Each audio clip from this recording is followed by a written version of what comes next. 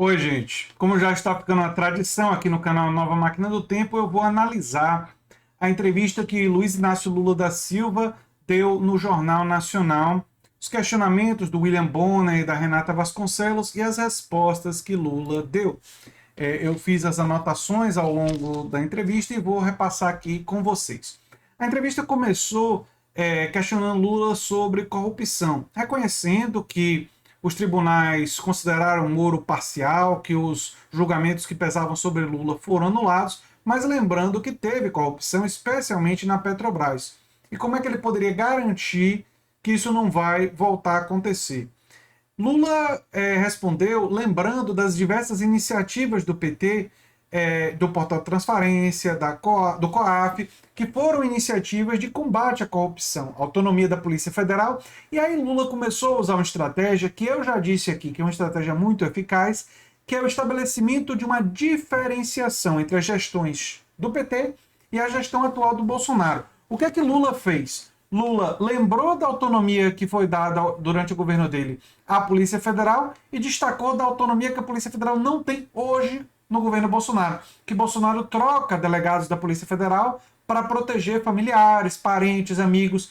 Então Bolsonaro esconde a corrupção. Lula lembrou dos sigilos de 100 anos que Bolsonaro colocou em cima de muitas evidências de corrupção que existem em seu governo. Que esse sigilo de 100 anos imposto a muitas evidências sugere muita coisa que Bolsonaro quer esconder de corrupção em seu governo. Então ele usa de uma estratégia que dizer, olha, enquanto nós investigamos a corrupção, Bolsonaro está escondendo, né?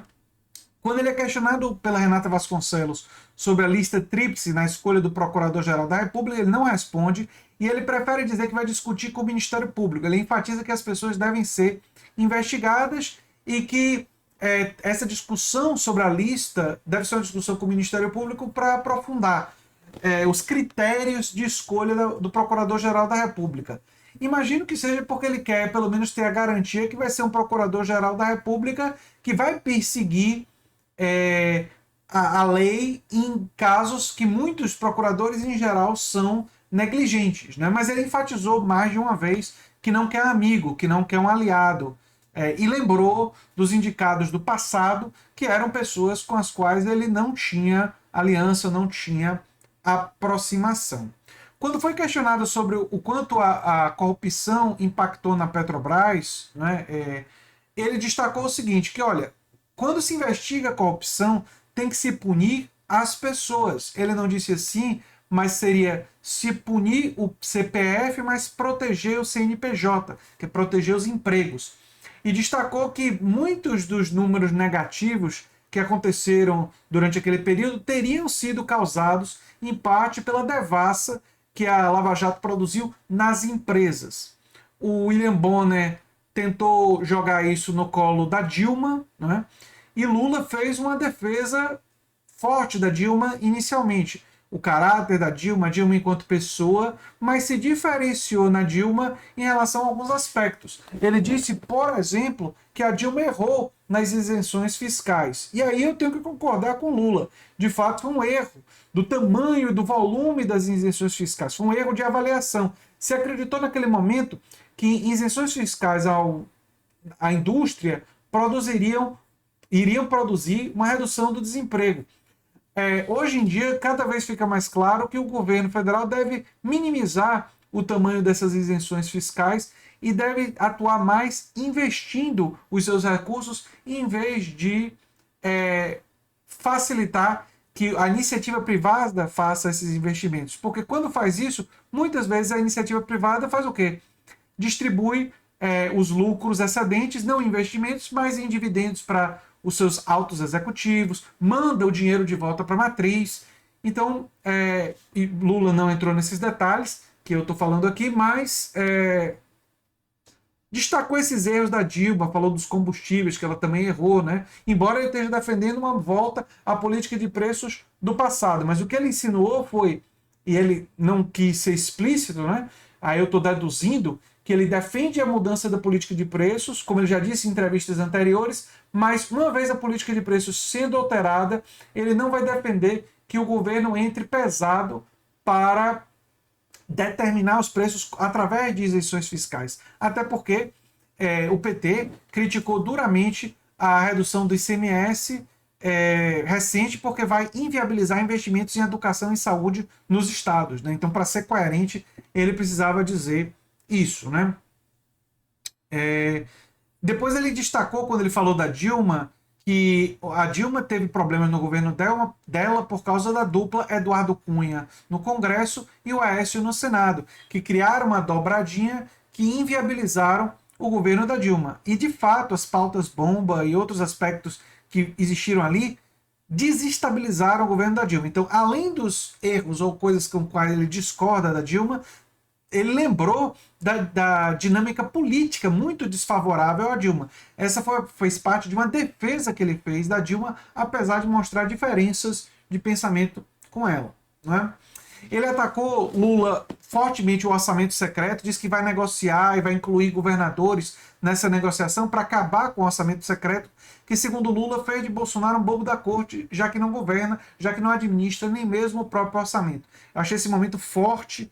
E Lula se mostrou muito bem preparado para responder várias questões, inclusive essa, nessa entrevista. É verdade que ele, em determinados momentos, foi menos detalhista, né? Descreveu menos. Mas isso é uma questão de estilo, de comunicação, para tentar atingir um maior número de pessoas.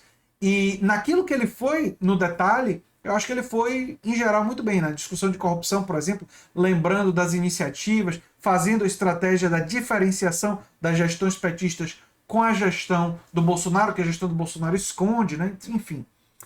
Ele lembrou, por exemplo, um momento que ele foi no detalhe e que eu tenho que elogiar porque ele está repetindo uma estratégia que eu utilizei aqui, que ele lembrou que a primeira proposta de auxílio que veio do governo Bolsonaro foi de R$ 200 do auxílio emergencial. E que quem defendeu R$ 600 desde o início foi a esquerda. Uma coisa que eu apontei, que o Bonner e a Renata Vasconcelos não falaram, claro, por motivos óbvios, né? A ideologia da Globo não é valorizar ou elogiar a esquerda, mas Lula lembrou e deu destaque a isso.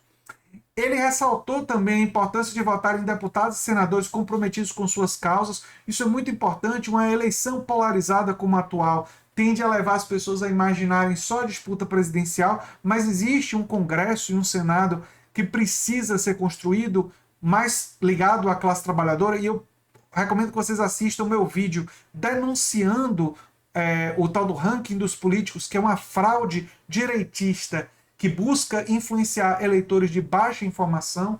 Então eu espero que vocês estejam nas redes alertando as pessoas para essa fraude que busca iludir as pessoas, enganar as pessoas, né?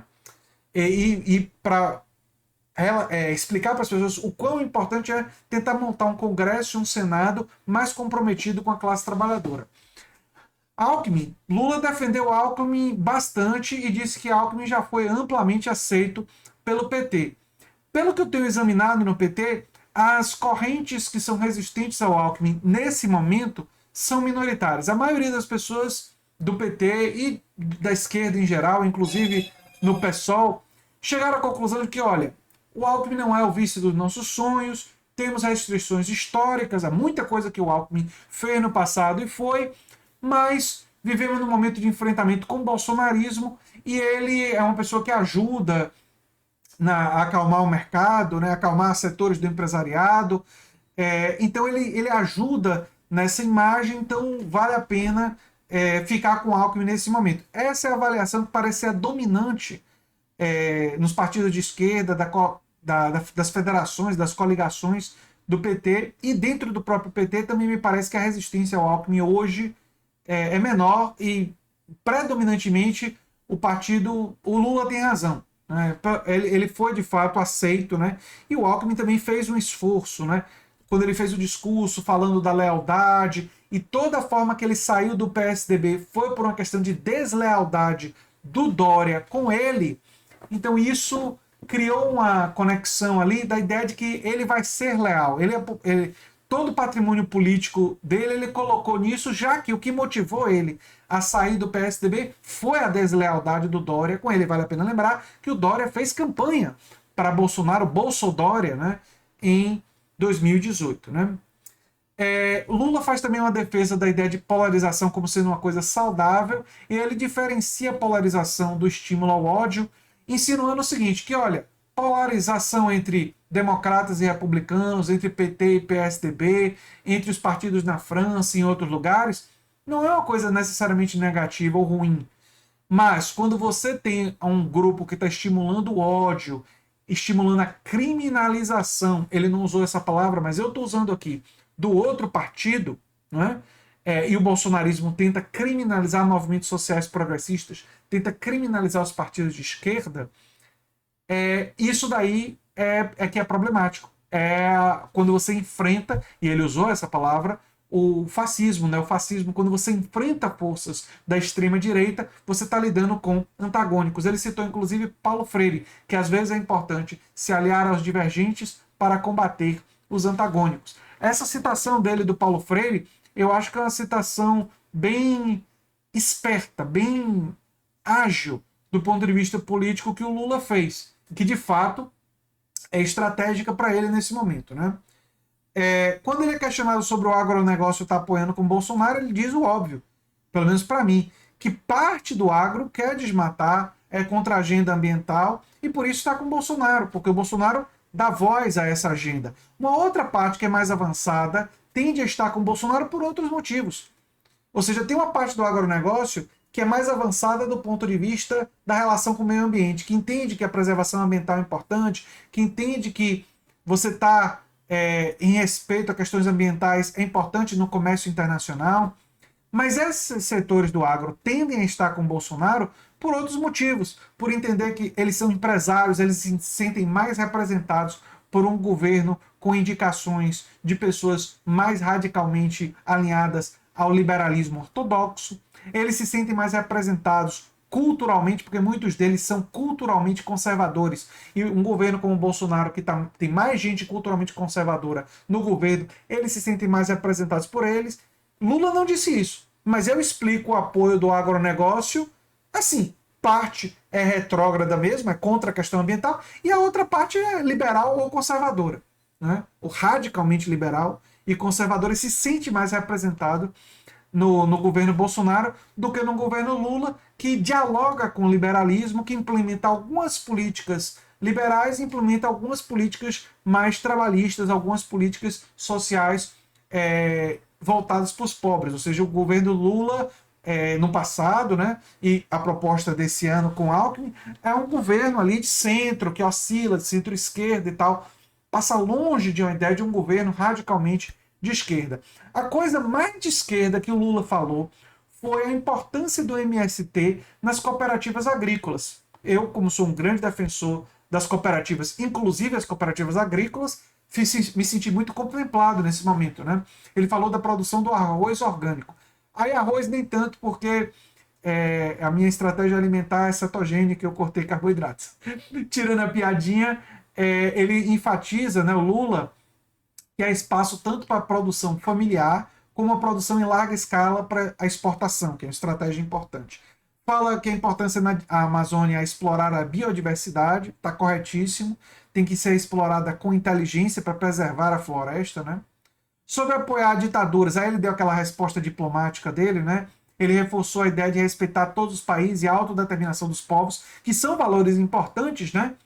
E que não cabe ao Brasil e sua política externa julgar. Mas ele fez um julgamento sutil, mas fez, quando ele falou da polarização, da ausência de polarização na China, em Cuba, e quando depois ele defendeu a democracia e defendeu que tem que ter espaço para o contraditório. Então ele fez ali, se você juntar essas duas partes, uma crítica, mas uma crítica diplomática, uma crítica estratégica. Ele defende a tese de que o Brasil não deve estar fazendo críticas duras a outros países, porque isso pode estremecer as relações comerciais, as relações do país. Olha, eu concordo em parte.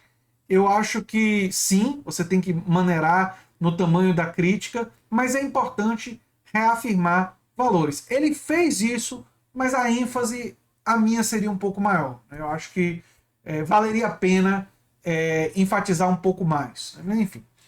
Ele termina falando de cuidar do povo e negociar a dívida que as pessoas têm e que isso será renegociado em seu governo. E com certeza muitos ciristas vão dizer que ele está copiando duas propostas do Ciro. O Ciro está falando da renegociação do SPC e da dívida das pessoas desde 2018, não é agora, não é nessa eleição. Não é? Então, seria uma cópia que o Lula fez da proposta do Ciro. E vão dizer os ciristas também que Lula também está copiando a ideia de negociar com os governadores. Ciro inclui os prefeitos, mas negociar com os governadores para conseguir aprovar coisas no Congresso. Em vez de ver isso negativamente, eu vejo isso como um início de uma sinalização que Lula faz para os ciristas. Agora, tem um outro trecho da entrevista que os ciristas vão recortar que vai pegar mal junto às pessoas do PDT, porque quando ele foi destacar os partidos de verdade, ele citou o PT, o PSOL, o PCdoB, citou acho que o PSB não, mas enfim, mas ele não citou o PDT, pelo que eu me lembro, ele não citou. E isso vai ser recortado por ciristas, seguramente, para críticas, principalmente os ciristas mais radicais. Mas eu gostei desses sinais que ele fez, absorvendo algumas das propostas do Ciro, porque pode facilitar que o voto cirista, ou no primeiro turno, ou no segundo turno, não cria essa antipatia tão grande quanto com relação ao Lula, porque a tarefa civilizatória mais importante desse ano, sem sombra de dúvidas, é derrotar o bolsonarismo. Né? Agora, é importante também fazer um governo comprometido com as causas da classe trabalhadora. E se o governo Lula não avançar o quanto nós gostamos, nosso papel enquanto militância é atuar pressionando nessa direção. Não a militância raivosa que o Lula se referiu, comparando com a parte ruim das torcidas organizadas, mas a militância positiva, orgânica aos interesses da classe trabalhadora. A militância que luta para que o governo defenda mais e mais políticas e práticas que beneficiam os mais pobres e a classe trabalhadora. E ele terminou a entrevista falando justamente do cuidado, e a melhor forma de cuidar é com políticas dessa natureza. E o nosso papel deve ser o de pressionar nessa direção. Eu sou André Teixeira Jacobino, canal A Nova Máquina do Tempo. Se você gosta do que a gente faz aqui, se inscreve, dá um like, compartilha. Quem sabe se torna membro ou apoiador do canal. Quem sabe faz um dos nossos cursos, que também ajudam todos nós a aprofundarmos o nosso conhecimento de política, de ciência política e dos grandes autores que ajudam a gente a pensar a realidade. É isso aí. Um abração e até o próximo vídeo, gente. Tchau, tchau.